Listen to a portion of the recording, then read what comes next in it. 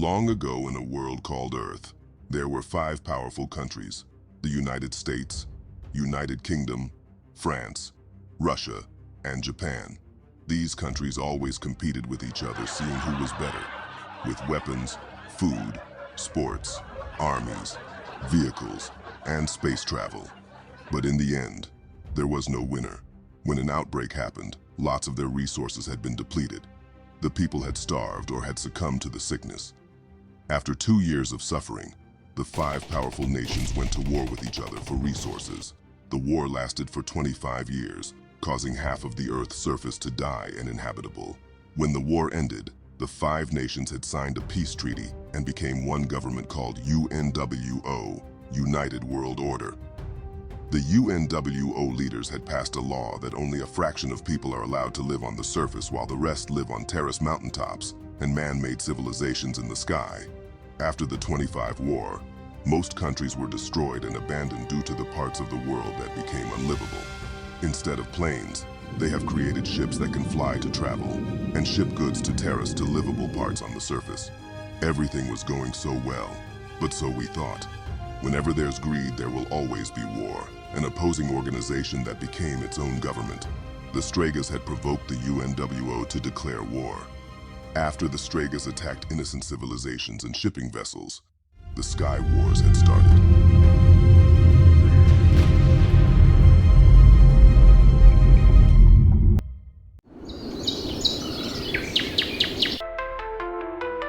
In the twilight, the colors collide, clouds transforming like a warrior's guide.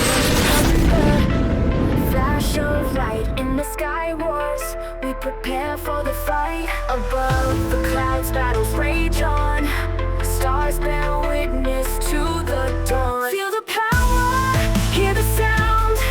In the sky wars, we stand our ground. With the dreams of flight, we'll soar so high. Together we'll conquer beneath the vast sky.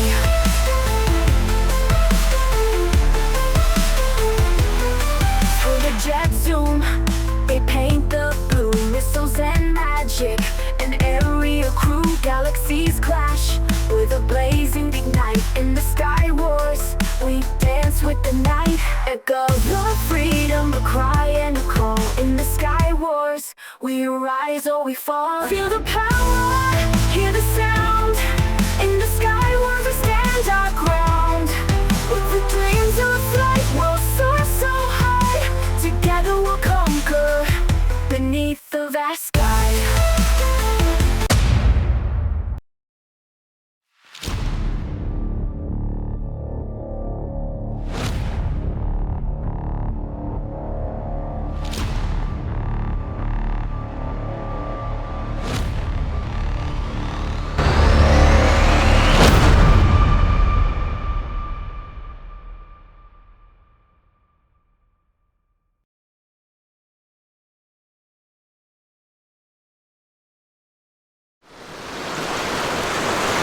It's been 3 years since graduation is tomorrow, and the day after that, the journey for the sky begins.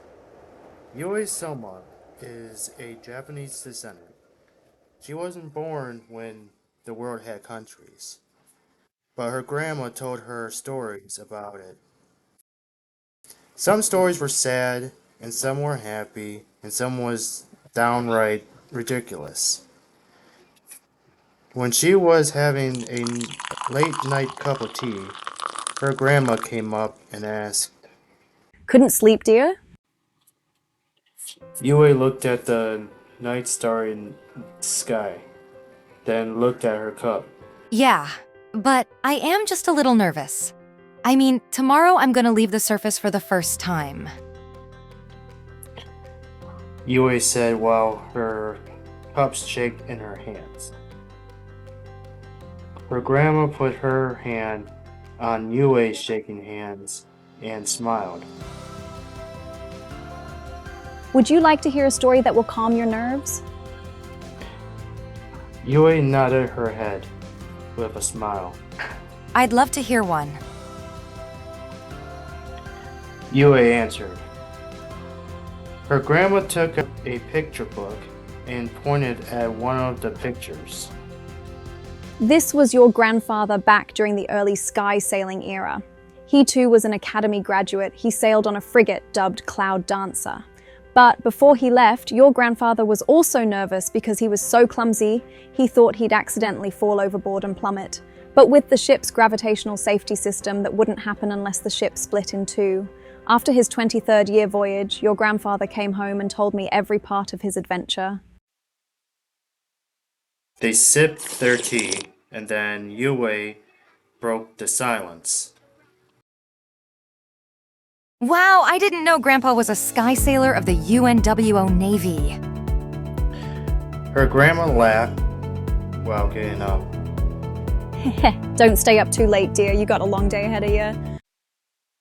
The next morning, Yue woke up, ate breakfast, got dressed into her uniform, then put on the armor and grabbed her gear. She hugged her family and took the transport from Savannah to a port town called Lipton. The drive took an hour, but she made it to Lipton. Once she went through the gate of the town, the sight was astonishing. The ships towered almost every building in town. She looked like a flea compared to the size of those monsters. While walking, she slapped both of her cheeks to get back to the main objective, to find her ship. She asked around to find it, and with some luck, she found it, but there was a problem. It's so huge. But where's the ramp? Oh no, am I late? Cried. As she was trying to calm herself, she heard a voice behind her. Can you be even louder? Sorry, I am just trying to find a way on board, but I guess I'm late. Sigh. The guy's face softened a bit. So I'm guessing you're a recruit? He asked. She didn't say anything, just nodded with some tears in her eyes. The guy put his hand on her shoulder and pointed at a little vessel. To board the Olympus, you gotta take a gunship up there, since you can't board with a ramp. He explained. Yui thanked him with a bow and went to aboard the gunship. It held 35 people. For a brief moment, her anxiety came back. She disliked crowded areas. Just my luck. She groaned. In a few minutes, she started to feel like she was levitating as the gunship was starting to take off. Once they landed, everyone has gone to their respectable areas. She tried to go to hers, but there was a problem. Yue couldn't navigate through the monstrous ship without ending up in some random place. She was lost until she bumped into a pretty woman. She had silver hair with blue eyes and was wearing an officer uniform. Yue hurried and awkwardly saluted her. Then the woman looked at her confused, then laughed. You must be a recruit. I am Captain Lori Jackson, but everyone calls me Captain Lori. She smiled. Yue calmly breathed in and out, then started to speak. I am Yue Shoma, and it's a pleasure, Captain. Yue smiled nervously. Captain Lori smiled back at her. That's a pretty name. Do not worry, there's no need to be nervous around me. Her words do calm Yue a little. She took a breath before she spoke again. Captain, I am a little lost trying to find my respectful area. I don't know where it's at, and Yue got cut off by an engineer. Captain Lori, ma'am, the ship is prepped and ready to lift off. He saluted. Captain Lori turns to him with a smile. Okay, thanks. I'll head to the bridge in a minute. The sailor saluted and walked off. Yue just stood there in place, amazed by the level of kindness and respect. There's no doubt in her mind that everyone on this ship loves Captain Lori.